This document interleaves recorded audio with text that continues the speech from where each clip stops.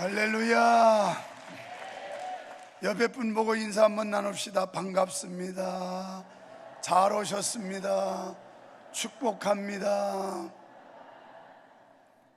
방금 전에 오 해피데이, 오늘이 바로 행복한 날인데, 그런데 어른들이 부른 해피데이도 있고 원래 소년소녀 합창단이 부른 해피데이도 있습니다.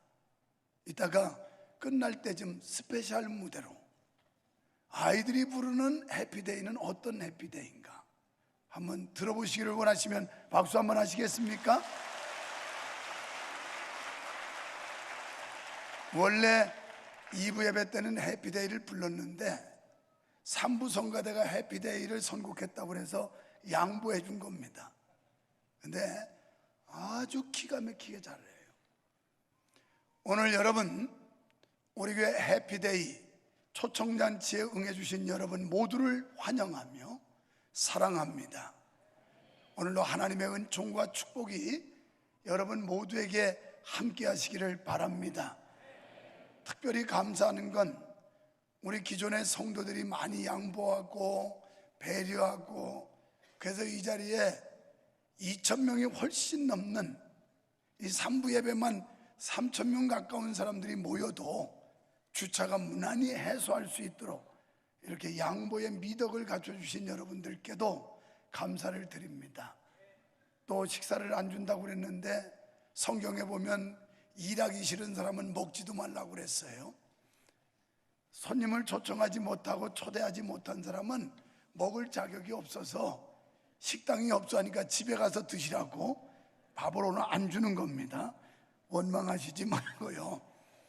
여러분, 신문기자의 재취라고 하는 그런 유머인데, 교통사고 현장을 취재하기 위해서 급히 신문기자가 달려갔습니다. 그런데 앞서온 사람들이 얼마나 많이 모였는지 이 사람들 때문에 현장에 접근을 할 수 없는 거예요. 잠시 생각하던 신문기자가 스쳐가는 지혜를 딱 떠올렸습니다. 그러면서 여보세요, 길 좀 더 주세요. 지금 교통사고 당한 분이 저희 아버님이세요. 그러자 사람들이 이상한 눈초리를 보면서 길을 터줬습니다.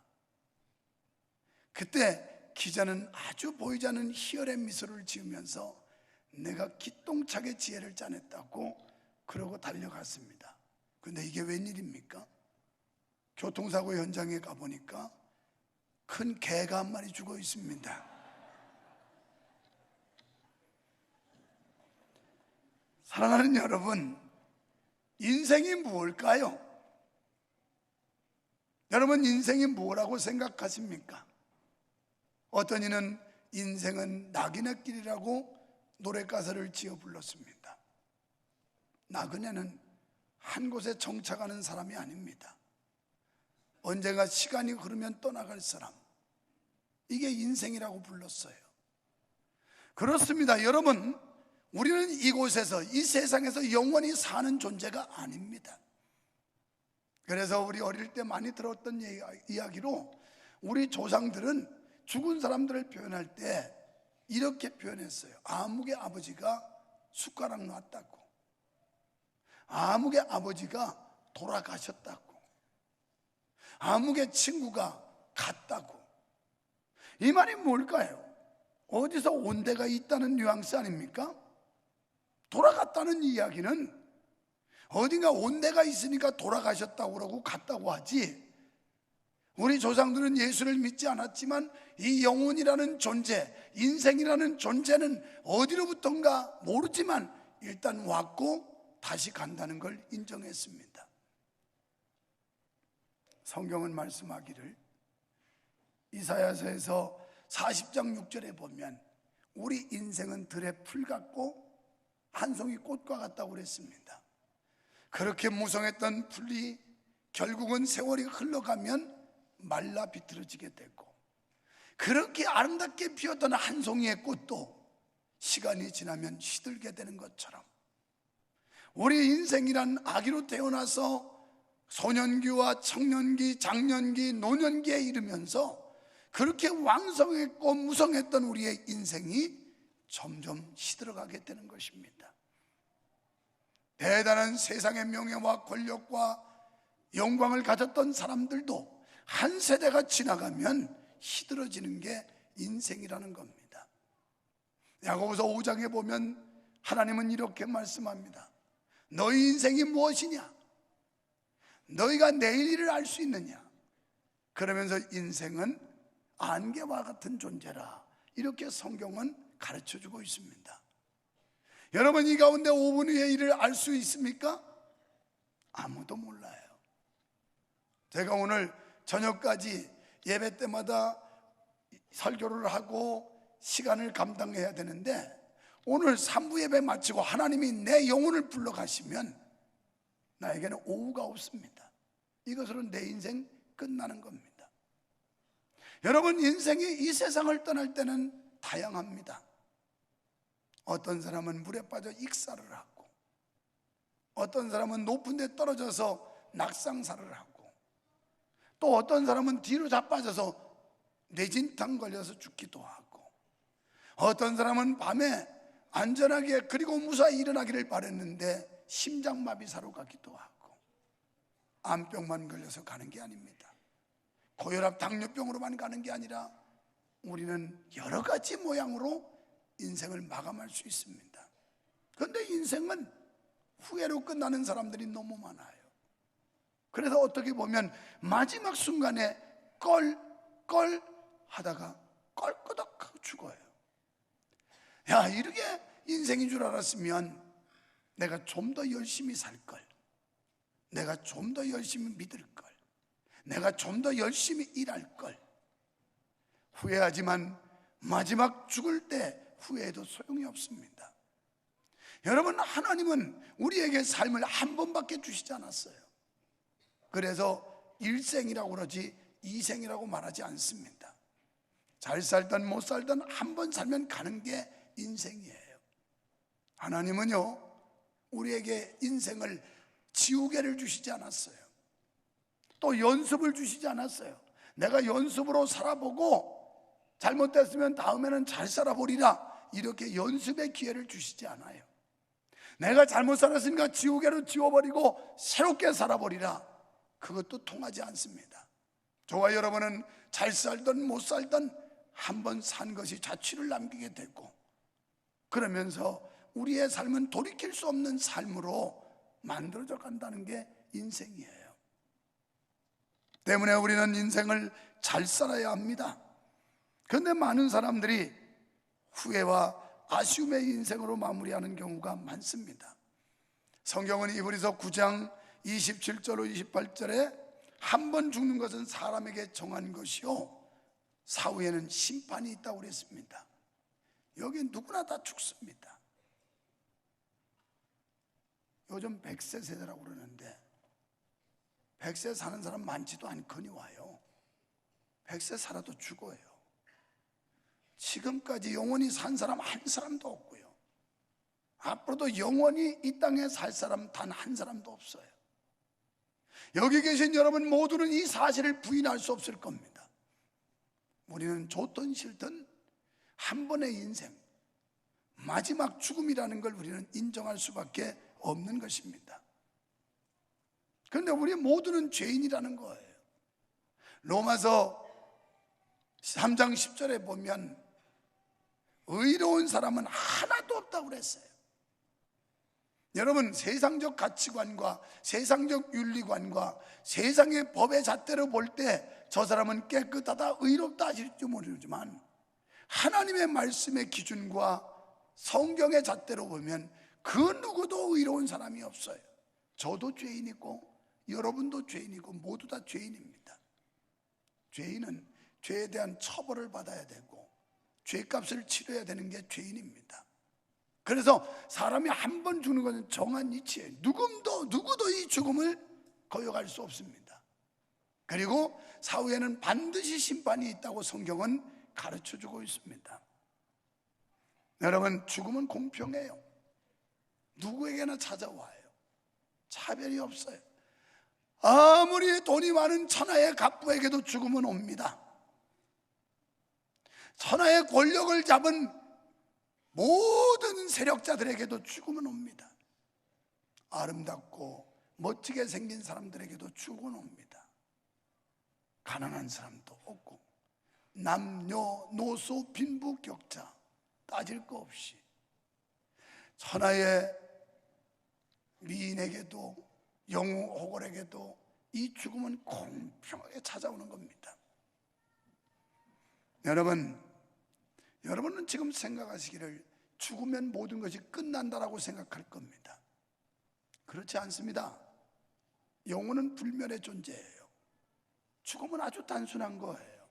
우리의 육체 속에 담겨있던 영혼이 빠져나는 걸 죽음이라고 그래요.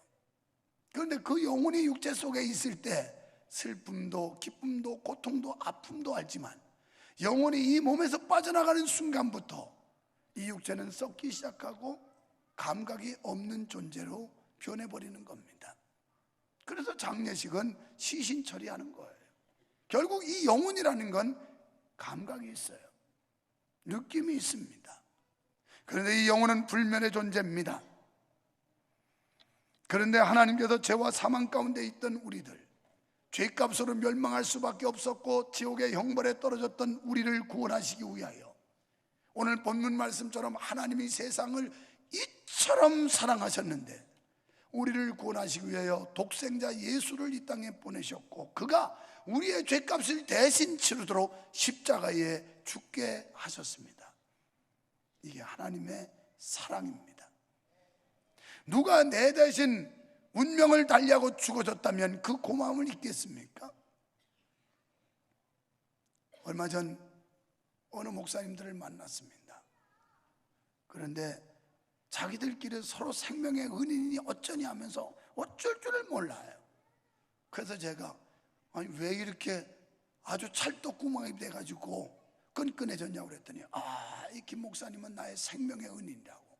그게 왜 그래요? 사연이 뭐예요? 그랬더니 자기들이 골프를 치러 갔는데 공을 쳤는데 공이 없어서 공 찾으러 갔다가 저수지에 해저드에 빠져버렸어요.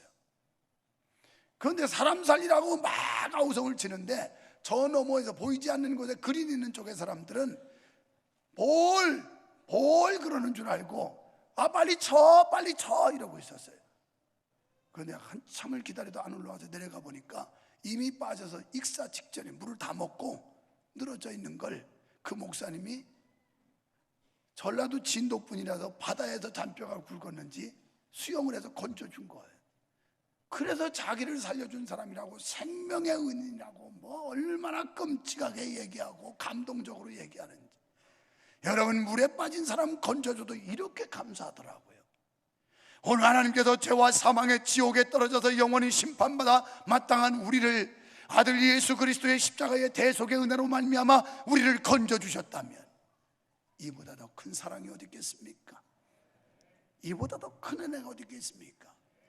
이것이 하나님의 사랑입니다. 이것이 하나님의 구원입니다. 그래서 하나님은 죄와 사망과 심판에 떨어졌던 우리를 살려내기 위하여 독생자 예수 그리스도를 보내셨습니다. 요한복음 14장 6절에서 예수님은 이렇게 말씀하셨어요. 내가 곧 길이요 진리요 생명이다. 예수님은 우리가 천국으로 갈 수 있는 로드, 길입니다.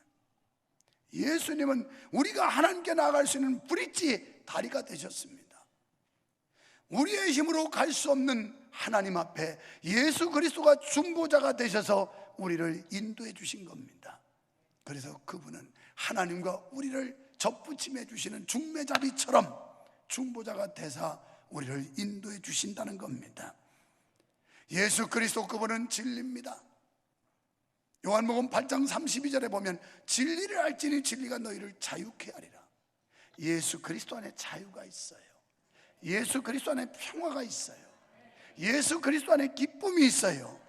어떤 슬픔과 역경과 고난과 어려움도 극복할 수 있는 능력이 예수 안에 있다는 걸 믿으시기 바랍니다. 예수님, 그분은 생명이라고 그랬습니다. 우리의 영혼을 구원하실 분, 우리의 지옥 갈 영혼들을 건져주신 분, 그분이 영원한 생명이 되시는 줄 믿습니다.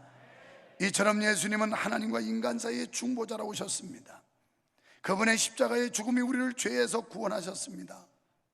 그래서 여러분을 오늘 초청해서 예수 그리스도가 누군지, 교회가 도무지 뭐하는 곳인지, 오늘 여기 공연에 등장한 이 많은 팀들보다 더 많은 팀들이 있지만 엄선하고 선별해서 시간상 몇 개 팀만 여러분한테 선보인 겁니다.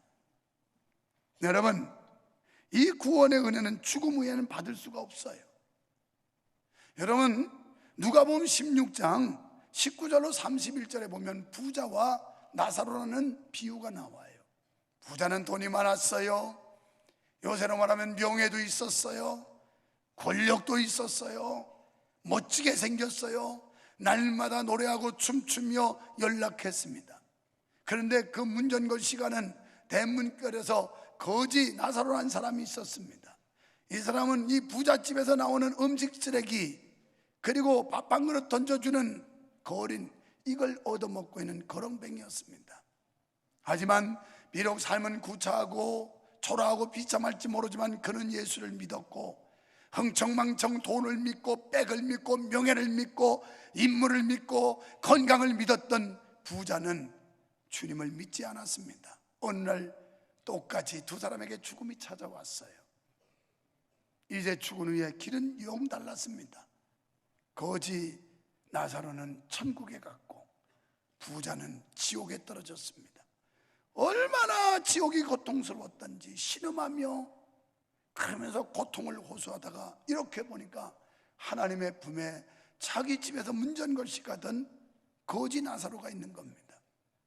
하나님께 호소합니다. 저 나사로의 손끝에 물 한 방울만 찍어서 나의 이 혀를 서늘하게 해달라고요. 애원합니다. 그때 하나님이 이곳과 그곳은 왕래할 수 없는 것이다. 너는 세상에서 연락하며 나를 믿지 않았기 때문에 응당한 처벌을 받았다라고 말씀합니다. 그러자 이 부자는 말해요. 옳습니다. 그렇다면 나야 기왕지사 지옥 왔지만 아직도 세상에 가면 내 와이프도 있고 내 자식들도 있는데 우리 가족들에게 가서 내가 전도하고 오겠습니다. 내가 가보니까 천당과 지옥이 있으니 너희들은 절대 지옥 오지 말라고 예수 믿으라고 전하겠습니다. 그도 안 된다고 그랬습니다. 이곳과 저 세상은 왔다 갔다 왕래하는 곳이 아니라고, 이미 거기에 전도하는 사람들이 있으니 그 사람들의 말을 믿고 예수를 영접하면 천국 가고, 전도하지만 농담으로 여기면서 거절하면, 거부하는 사람은 지옥 간다는 말씀이었습니다. 그렇습니다. 예수님은 말씀하시기를 누구든지 주님께서 이끌지 않으면 내게로 올 자가 없다고 그랬어요. 여러분, 오늘 처음 오신 여러분, 우리 성도님들이 간곡하게 부탁도 했을 겁니다. 한 번만 나와달라고. 저도 그렇게 해서 온 분들 많아요. 오늘도 2부 예배 때도 이 동네 지구대장님부터 시작해가지고 경찰관 그 간부들이 다 왔어요. 꼭 와야 됩니다. 이번에 초청잔치에 꼭 오셔야 됩니다. 안 오시면 목사 체면이 말이 아닙니다. 지금 어디 앉았는데 영접도 못했는데 나하고 군대 동기 친구 우리 윤용진 사장도 저 천안에서 안 믿고 있는데 가끔 홈페이지 들어와서 내 설교를 듣고 거기에 반응을 보이는 친구, 그래서 이번에 꼭 와야 된다고. 그래서 뭐 특별한 일 없으면 갈게. 그래서 아니 이게 특별한 일이라고, 이거 이 초청잔치만큼 특별한 일이 없다고. 그랬더니 알았네, 그럼 갈게. 그런데 오는데 조건이 있다고 혼자 오면 안 된다고, 자네 와이프까지 같이 와야 된다고. 아직 와이프도 왔을 줄 알지만 보질 못해도 이따 맞춰봐야, 사람이 워낙 많으니까 친구 이따 끝나가려면 꼭 나를 와서 얼굴을 마주쳐야, 아 저 손 들었어요, 손 들었어요. 우리 친구 부인하고 정말 하나님께 감사하고. 이따 사부 예배도 내가 숫자 못 채울까봐 동장님이 자기네 가족하고 다 오겠다고, 아들하고 와이프하고 다 오겠다고. 여러분, 왜 우리가 여러분에게 예수 그리스도를 소개할까요? 이 세상 때문에는 절대로 소개하지 않습니다. 교회 안 다니는 사람 중에도 잘 사는 사람 많고, 교회 안 다니는 사람도 명예 권력 얻은 사람 많습니다. 그러나 이 세상은 유한적입니다. 이 세상은 절대 영원하지 않습니다. 우리는 이 사실을 좋든 싫든 인정해야 됩니다. 언젠가는 죽음이 갑작스럽게 찾아올 것입니다. 그런데 그때는 늦어요. 바로 오늘이에요. 오늘 처음 오신 여러분, 제가 얼마나 긴장을 하냐면, 우리는 죄가 없어요. 한 번만 와보라고 했으니까 믿고 안 믿는 건 목사님 책임이에요, 이래요. 이 목사 신세가 얼마나 긴장 속에 살아야 되는지, 목사님이 말씀을 잘 전해서 그분들이 마음에 감동을 받고 오면 다행이고 안 와도 할 수 없어요 이러고 공갈 협박을 해서 제가 밥맛이 없을 정도로 지금 긴장을 해요. 처음 오신 VVIP 여러분, 여러분에게 주의 은혜가 함께 하시기를 바라고, 이 자리가 복된 자리가 되기를 축복합니다. 저는 지금도 기억이 생생한 거 하나가 있어요. 어릴 적에 한 번 선택은 10년을 좌우합니다. 금성사. 지금은 LG 그룹으로 바뀌었지만 어릴 때 TV, 그 시골에서 TV도 잘 없을 때 그때 텔레비전의 CF 광고가 한 번 선택은 10년을 좌우합니다. 금성사 이렇게 나왔어요. 그렇습니다. 텔레비전, 냉장고, 전자제품 한 번의 선택도 10년을 좌우한다는데 저는 이렇게 말씀드립니다. 한 번 선택은 영원을 좌우합니다. 여러분이 그리스도를 영접하느냐 그렇지 않느냐에 따라서 여러분의 영혼에 갈 길이 달라진다는 겁니다. 예수 그리스도 안에서 자유함을 받고 예수 그리스도가 내 마음속의 구주로 받아들이는 사람은 영혼을 소유하게 될 것입니다. 마태복음 11장 28절에 보면 예수님은 이렇게 말씀합니다. 수고하고 무거운 짐진 자들아 다 내게로 오라. 내가 너희를 편히 쉬게 하리라. 이 세상 사는 동안 돈 많아도 고민 있고요, 돈 없어도 고민 있고요, 잘생긴 사람도 고민 있고 못생긴 사람도 고민 있고, 권력 잡은 사람들은 권력에서 언제 떨어질까 겁나서 고민이 있고, 출세 못한 사람은 출세하고 싶어서 고민이 있고, 건강한 사람은 건강을 끝까지 지키고 싶어서 고민하고, 병든 사람은 건강을 얻기 위해서 고민하고, 어차피 이 세상은 슬픔과 탄식, 괴로움과 한숨, 이것으로 이어지는 게 인생이에요. 그런데 예수님께서는 이렇게 말씀해요. 요한복음 14장 1절에 너희는 마음에 근심하지 말라. 하나님을 믿으니 또 나를 믿으라. 하나님 믿는 자에게 자유가 있습니다. 하나님 믿는 자에게 평화가 있습니다. 하나님 믿는 자에게 소망이 있습니다. 하나님은 우리에게 평화의 하나님, 사랑의 하나님, 소망의 하나님, 기쁨의 하나님인 줄 믿습니다. 여러분, 오늘 초대받은 여러분 가운데는 과거에 교회를 다니다 이런저런 이유 때문에 삐져서 안 나오고, 골라서 안 나오고, 화딱지 나서 안 나오고, 실망해서 안 나오고, 이런 분들이 계실 거예요. 잘 오셨습니다. 선택은 오늘 하시는 겁니다. 기회는 주어질 때 잡는 겁니다. 많은 사람들이 기회를 그냥 흘려보내고 후회하는 경우를 많이 봅니다. 기회란 내게 주어졌을 때 잡는 건데, 이어령 박사는 한국사의 대표적 지성인입니다. 그런데 이 박사님에게 왜 교회 가느냐고 비난조로 묻는 사람들이 그렇게 많더랍니다. 지성인이라면 집에서 찬송 부르고 성경을 읽으면 되지, 사람들 앞에 나서서 예수 믿는 티를 내지 말라는 것이었습니다. 그때마다 이어령 박사님은 다시 반문을 했답니다. 배가 고프면 어디에 가지? 식당에 가지요. 뭔가 알고 싶을 때는 도서관에 가면 돼요. 심심하면 극장 가서 영화 보면 되지요. 몸이 아프면 병원 가지요. 그럼 먹어도 배고프고, 마셔도 갈증나고, 놀아도 심심하고, 배워도 답답하면 어디를 가나? 그랬더니 더 이상 대답을 못 하더래요. 아무 대답도 못 하더랍니다. 그러면 또 시비 거는 사람이 있는데, 싸우고 소송하고 사교 집단처럼 이상한 짓을 한다는 교회를 들어가면서 이런 교회들이 많은데, 그런데 왜 가느냐고 또 시비 건대요. 그때마다 그분은 이렇게 대답했답니다. 모든 교회가 다 영적인 것은 아니지만 역시 영혼이 메마른 사람이 찾아갈 곳은 교회가 아닌가. 부패한 교회가 있다고 해서 교회 가지 말라는 것은 병원 의사가 오진했으니 병원에 가지 말라는 말과 같은 말일세. 아무도 말 못하더래요. 교회 다니다 실망한 분들 오셨습니까?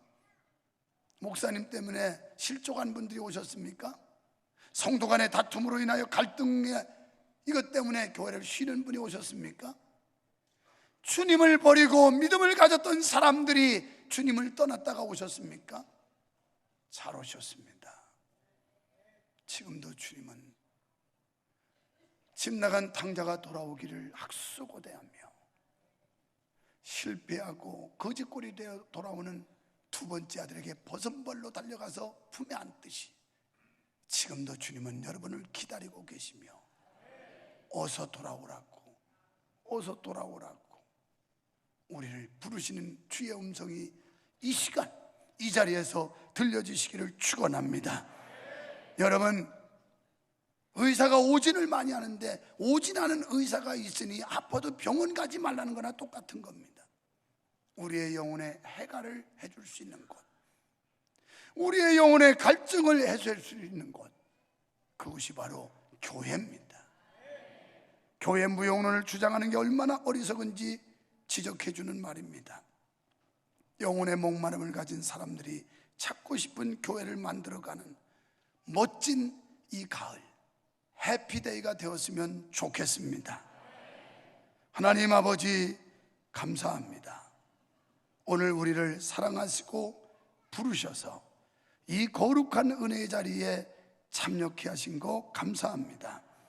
오늘 교회를 처음으로 초대받아서 오신 VVIP들이 있고 또 하나님이여 믿다가 낙심한 분들이 오신 분들도 있고 또 여기에는 이제 교회를 찾기 위해서 이곳저곳을 교회를 찾아 이제 다니는 이런 분들도 오셨을 겁니다.